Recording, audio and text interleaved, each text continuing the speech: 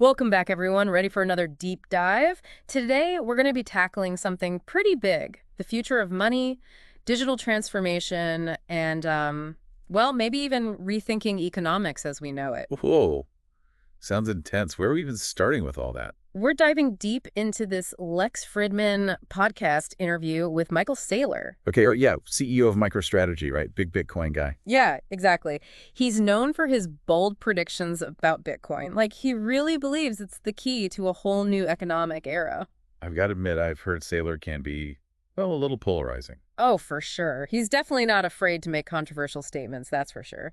But even if even if you don't completely agree with his conclusions, his way of thinking about economics and tech, it's really fascinating. Okay, I'm intrigued. So what are some of the big ideas he's throwing out there? Well, one of his core arguments is that traditional economics, it's built on these outdated models, ones that don't really capture how complex real-world systems are. Right. He actually thinks we need to start using tools from other fields, engineering, physics, to really understand how economics works. Interesting. So instead of just relying on these basic equations, he wants to use approaches that can deal with the whole dynamic, interconnected nature of the global economy. Exactly. He even makes this great analogy to kind of illustrate his point. Yeah. He says that trying to understand the economy using just like basic economic models, it's like trying to solve a super complicated fluid dynamics problem with just simple arithmetic. You're just not going to get accurate results. Wow. Okay, that's a really vivid way to put it. So what's the alternative then? What's this engineered approach to economics he's talking about? And this is where things get really interesting. Saylor believes that digital tech, Bitcoin, specifically can give us the tools to build a much better, more accurate economic system. Really? He sees Bitcoin as the first real example of what he calls digital energy. Digital energy. Yeah, it's a scarce, secure, transferable asset, basically, something that can be the foundation for a whole new economic order. Hold on. Digital energy. Not sure I'm following. What does he even mean by that? How does that connect to economics?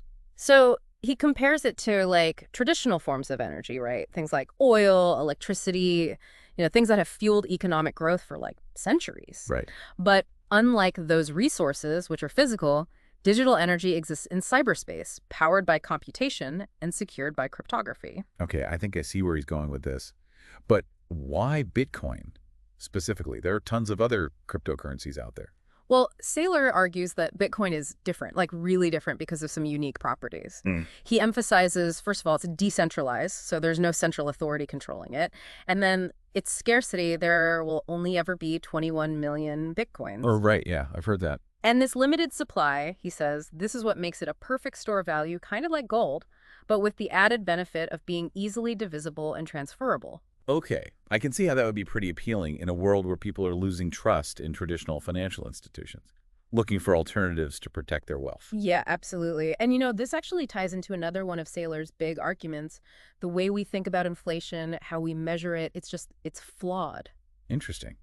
What's wrong with the CPI? How are we supposed to measure inflation differently? He thinks it's way more complex than a single number can capture, like the consumer price index. Hmm. He sees inflation as this hidden tax, Right. something that's constantly eroding the value of our savings and really distorting how we make economic decisions. So instead of just looking at how much a basket of goods costs, he's saying we need to factor in a lot more to get the real picture of how inflation is impacting us. Exactly. He makes this analogy to adiabatic lapse, this concept from aerospace engineering. Adiabatic, what?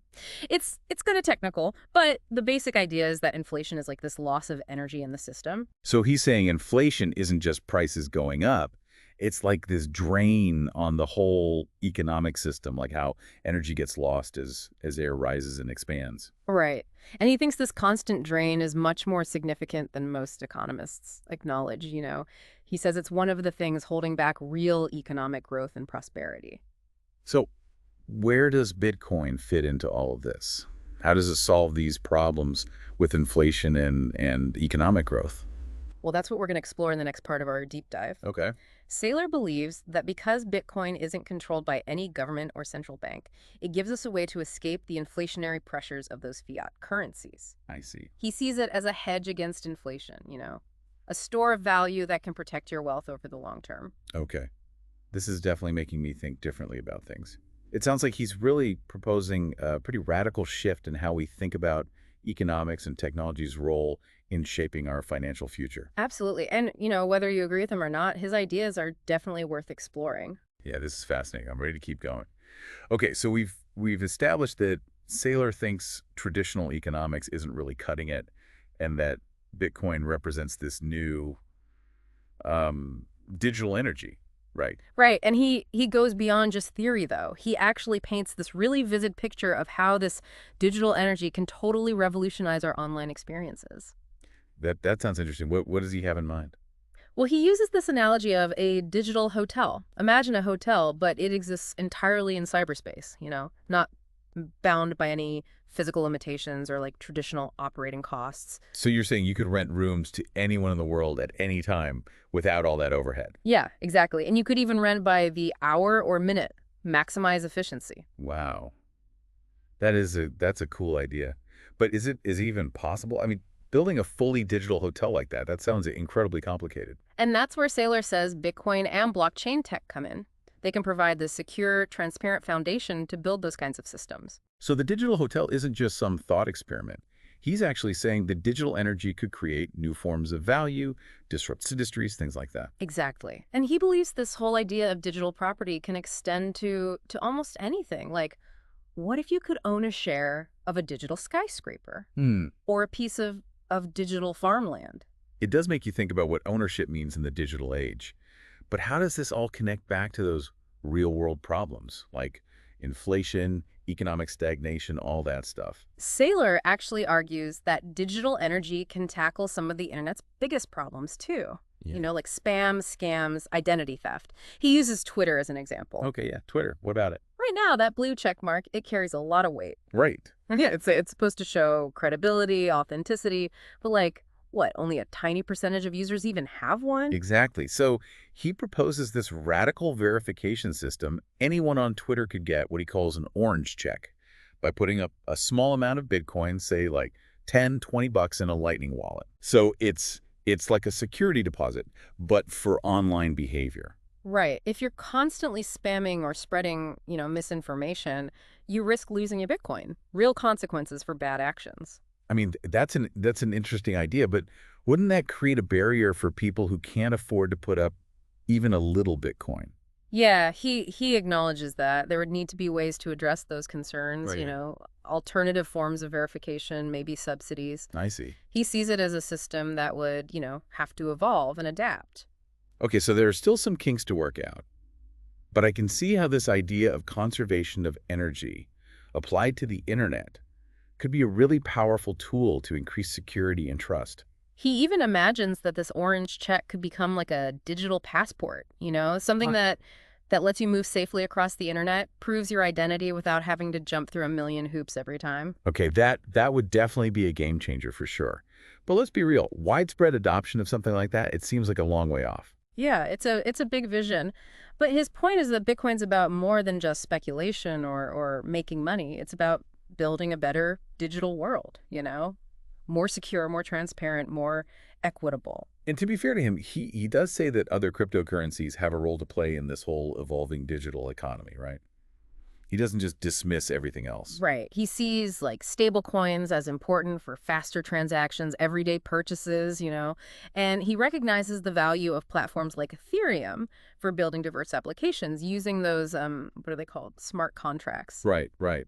But even when he's talking about these other crypto assets, he keeps coming back to this idea of property versus security. Yeah, he's really critical of projects that he sees as like too centralized, controlled by a small group. He labels them securities rather than true digital property, and therefore riskier. So he really believes that decentralization is key to building a strong and fair digital economy.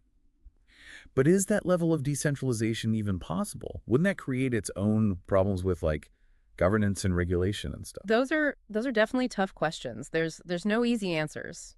But Saylor's perspective really makes us think critically about the trade-offs involved in building a new financial system, the potential consequences, both good and bad. It's obvious that Saylor is passionate about all of this, and it's more than just tech enthusiasm. He gets into the philosophy behind innovation, human progress, even the meaning of life. He actually talks about putting freedom into orbit, which is an interesting way to put it. He views Bitcoin as this tool to liberate people from oppressive financial systems, give them control over their economic destinies. It's a powerful vision, for sure. But, I mean, it makes you wonder about unintended consequences, too, right? And the need for responsible development and governance. Yeah, absolutely. It's not just about the technology itself, but also the values we embed within it, making sure these innovations actually benefit humanity, contribute to a better future. Right, exactly. And that actually leads to this really interesting question that Lex Fridman asks Saylor. What's the point of all this innovation? Why do we keep pushing the boundaries of what's possible? And it's a question that really resonates with Saylor. He draws on his own journey, his experiences building successful businesses, his passion for education. It's a surprisingly philosophical perspective. So where does he go with that question? Hmm. What does Saylor say is the ultimate purpose of all this? He says, at their core, humans are engineers, Engineers, huh? He looks back at history and sees this constant drive to harness energy, build better tools. Right, Yeah. from fire to the wheel to ships that could, cross oceans. And he sees the digital revolution as the latest chapter in that story, human ingenuity, right? Makes sense. But he takes it a step further, though. He argues that all this engineering, all this striving for progress, it boils down to one thing: upgrading the world, Upgrading the world. I like that. leaving it better than we found it. And for Saylor, digital energy Bitcoin specifically, that's the tool to do it. Create a world that's more equitable, more transparent, more efficient. Yeah. It's a pretty ambitious goal. How does he see that actually playing out? Well, he talks about how his wealth, eventually it's all going into a foundation dedicated to free education for everyone. Wow. And he imagines this future where institutions are endowed with digital assets, ensuring their missions continue, like indefinitely. So creating a legacy that outlives him, a legacy built on digital energy. Yeah, exactly. It's a really interesting concept, but it also feels a little, I don't know, a little paradoxical. How so? Well, he's talking about building a decentralized future, right? But he's also very focused on his own individual legacy. Yeah, I see what you mean. There's a tension there. But maybe he sees his wealth as a way to get things started, kickstart this movement toward a more decentralized world. Maybe, yeah. But it's worth thinking about those downsides too, right? Concentrating so much power, even with good intentions. Like, what if those digital assets lose value, or the foundation's vision changes over time? Right. Important questions for sure.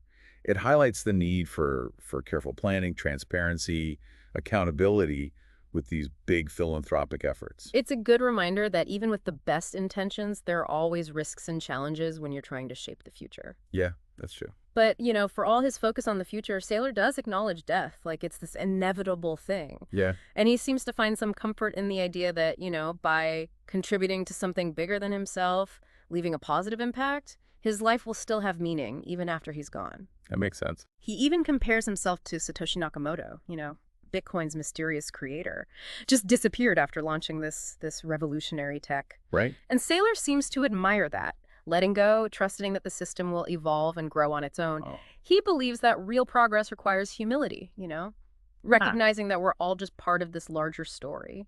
I like that. It's easy to get caught up in the day-to-day and lose sight of the bigger picture, especially in a world that's changing so fast. Technology is advancing, information overload. It's a lot. But Saylor's message, focus, purpose, legacy, it's grounding. It's a reminder that amidst all the noise, there are values, there are principles that can guide us toward a more meaningful future.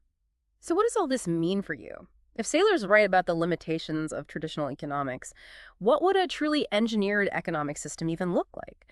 And what role could digital assets like Bitcoin play in building that? Even more importantly, what kind of legacy do you want to leave behind in this rapidly changing world? Those are some pretty big questions to think about. Big questions, for sure. And we encourage you to keep exploring these ideas, challenge your assumptions, and keep having these important conversations about the future of money, technology, all of it. It matters. Absolutely. Thanks for joining us on this deep dive. Until next